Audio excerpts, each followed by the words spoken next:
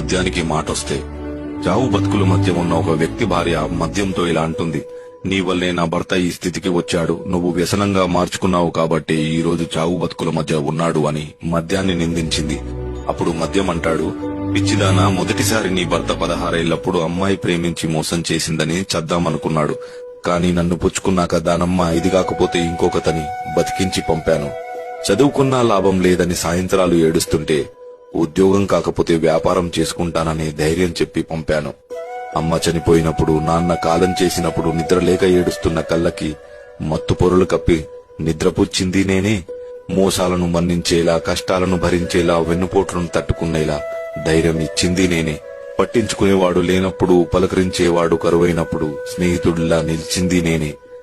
సంసారం ఈదలేక, పెట్టే బాధలు చెప్పుకోలేక చేతగాని దద్దమ్మ అని అంటుంటే ఎక్కడ ఉరితాడికు దగ్గరవుతాడో అని బాధను మరిపించింది నేనే, ఇంటికి పంపించింది నేనే.